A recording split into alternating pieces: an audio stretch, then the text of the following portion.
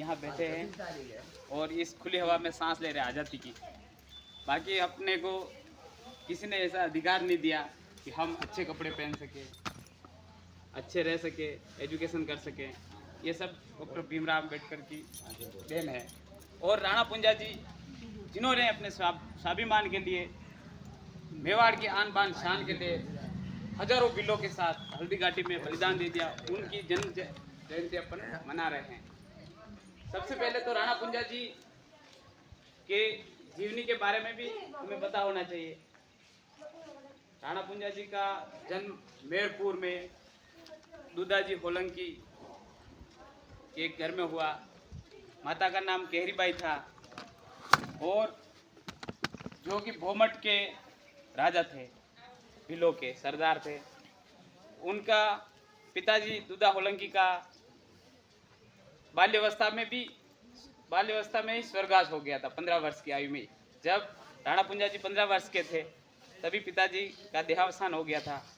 तो उनको लोगों ने, वहाँ की प्रजा ने उन्हें मेरपुर का मुखिया बना दिया था राणा पुंजा जी को। तो उनके एक परीक्षा की घड़ी थी, सबको साथ लेके चलना।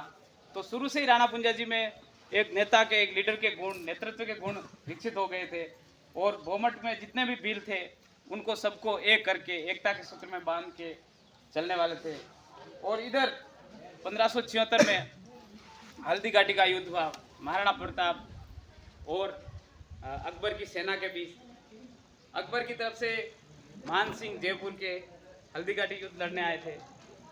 तो अब महाराणा प्रताप के साथ क्या हुआ था कि उनके खुद के भाई शक्ति सिंह, वो भी मुगलों के साथ मिला हुआ था और अधिकतर राजपूत राजा थे वो उनके साथ मिले हुए थे। महाराणा प्रताप का साथ देने वाला कोई नहीं था। मान लो अकबर ने पूरे भारत पे अपना अधिकार जमा लिया था, परंतु महाराणा प्रताप ने देखा अब हमारी हार निश्चित है मेवाड़ से भी, और स्वाभिमान के लिए लड़ाई के लिए अब क्या करें। तो उन्होंने किसी ने सुझाव दिया कि आपको भीलों का साथ लेना चाहिए। तो महाराणा प्रताप अपने सैनिकों के साथ भोमट में पहुंचे, राणा पुंजा जी के पास उनसे सहायता मांगी। तो भील स्वाभिमान के पक्के होते, तो उन्होंने कहा कि हम भले मर जाएंगे, मिट जाएंगे, मगर अपनी मातृभूमि के लिए, अपने स्वाभिमान के लिए, अपने मेवाड़ के लिए अपने प्राण न्यौछावर कर देंगे, हम महाराणा का साथ देंगे। और उन्होंने वचन दिया कि हम भले मर जाएंगे मगर मेवाड़ को कभी गुलाम नहीं होने देंगे। तो उन्होंने कंधे से कंधा मिला के फिर महाराणा प्रताप का साथ दिया। और भीलों की वजह से महाराणा प्रताप महाराणा कहलाए, मेवाड़ का नाम पूरे विश्व में अमर हो गया। और आज हम ऐसे ही महापुरुष पुंजा भील की जयंती मना रहे हैं, बहुत ही बड़े हर्ष का विषय है।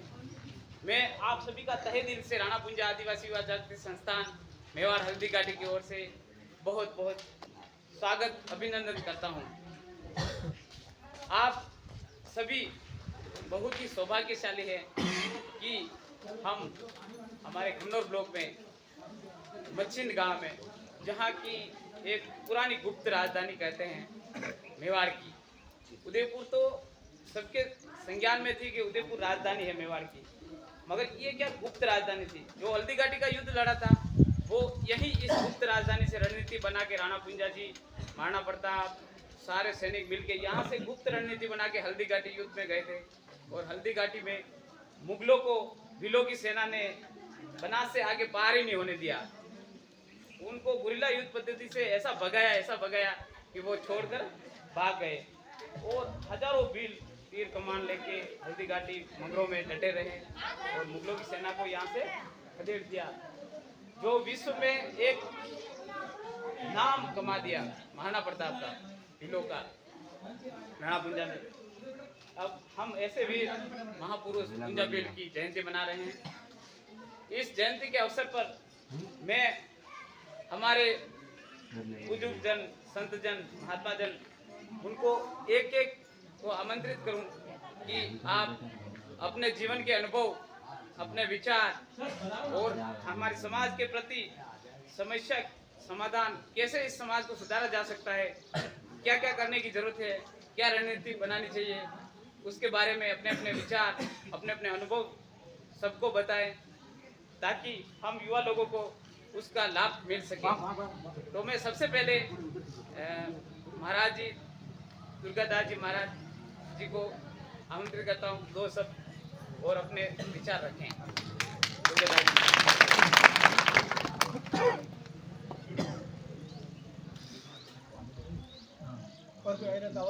देखो अभी ये बोल जाएंगे, उसके बाद में वापस खड़े करेंगे, जो महत्व है वो खत्म हो जाएगा।